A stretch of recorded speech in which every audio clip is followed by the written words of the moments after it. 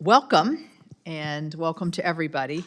Before we begin, I would like to note that this is the committee's first day back in our new hearing room after the renovations that took nearly a year to complete. The renovation has added technology and functionality to the room, which I believe will help the committee make us look better, and the new furnishings look great. I want to thank all the staff of the Architect of the Capitol, the Senate Recording Studio, and the contractors who worked on the project and did an excellent job. I also want to give special thanks to Lisa Hobbs and Kelly Zimmer, who oversaw the project for the Architect of the Capitol, Alicia Butler, our committee's chief clerk, and Carly McQuitty of my staff for their dedication to this project. So I think I was in my blue phase when Carly asked me what colors I liked, and I think we did a good job, Carly. I'm still in my blue phase, so that's good. So with that, I will turn to my opening statement. So again, good morning, and thank you for joining us today as we hear from the members of the Nuclear Regulatory Commission on the NRC's proposed budget for fiscal year 2027. This is the first time that the committee is hearing from Chairman Nee and Commissioner Weaver, as they were confirmed last year with bipartisan support.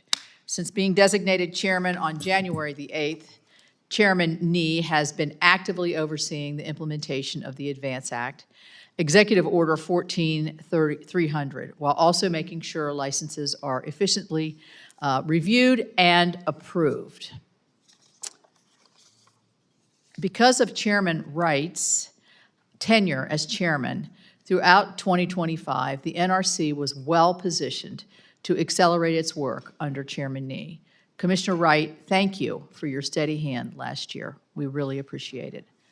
Of particular note, Commissioner Wright worked with Commissioner Crowell to update the NRC's mission statement to align with today's reality that we need to preserve and rapidly expand nuclear capacity. Thank you both for that. That goal will be achieved by the NRC enabling the safe and secure use of radioactive material and nuclear energy. This updated mission statement is paying dividends as the Commission, the NRC staff, and the industry undergoes a rapid change. This rapid change is partially driven by the bipartisan efforts of this committee to get the NRC to do its work smarter, faster, and cheaper, and to do so without compromising the agency's foundational goal of ensuring nuclear safety. I have previously expressed caution, particularly with the likelihood of unintended consequences, about the potential impacts of creating regulatory uncertainty if the NRC does not accomplish its task deliberately. So far, the Commission's work is encouraging, but the most consequential work, I do believe, still remains in front of us. The Commission's 2027 budget reflects the agency's recent successes, accounts for high-priority ongoing work, and forecasts expected workload. One success was when the committee re-baselined its primary reactor oversight and inspection programs earlier this year, which will yield savings both for staffing and for funding. I have previously supported this long-running effort to re-examine the reactor oversight process, so I'm pleased to see the Commission ambitiously move forward with this initiative. The Commission has also approved an agency reorganization that aligns the NRC staff with current and projected work, consolidates unnecessary administrative staffing, and eliminates levels of bureaucracy.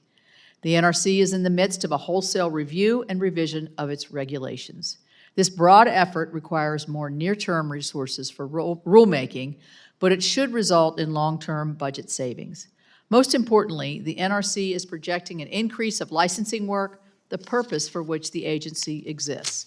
That licensing work will be completed faster and with fewer staff due to the efficiencies that were directed by this Congress in the ADVANCE Act. Those licensing efficiencies are already evident. The NRC recently completed the fastest ever subsequent license renewal for a reactor, nearly cutting in half the time and cost of what was normal at the agency 2 years ago. The multitude of these changes heightened the importance of the Commission's strategic planning, its role in developing and executing the agency's budget, and in modeling the leadership traits that are needed to sustain the changing culture we're seeing at the NRC. I want to thank the Commission for both the efficiency for which you are working and the thoughtfulness for which you are fulfilling your responsibilities. For example, at the recommendation of Commissioner Marzano, The Commission directed the staff to develop a change management plan to ensure that the new organizational structure is clearly communicated and deliberately undertaken. This will help make the Commission's actions successful and durable. I would also like to commend Chairman Nee, the entire Commission, and the NRC staff for working in a bipartisan way with this committee to keep us informed about their work. As we discuss the NRC's budget proposal today, I will explore how the positive steps will be translated into an enduring framework that can deliver what Congress, the administration, industry, and the public expect from our nation's nuclear safety regulator. As states across the country, including my state of West Virginia, consider nuclear power's potential to meet the growing energy demand, I expect the NRC will prove through its actions that it will not be an obstacle to reliable, clean electricity generation. And I now recognize Ranking Member Whitehouse for his opening statement.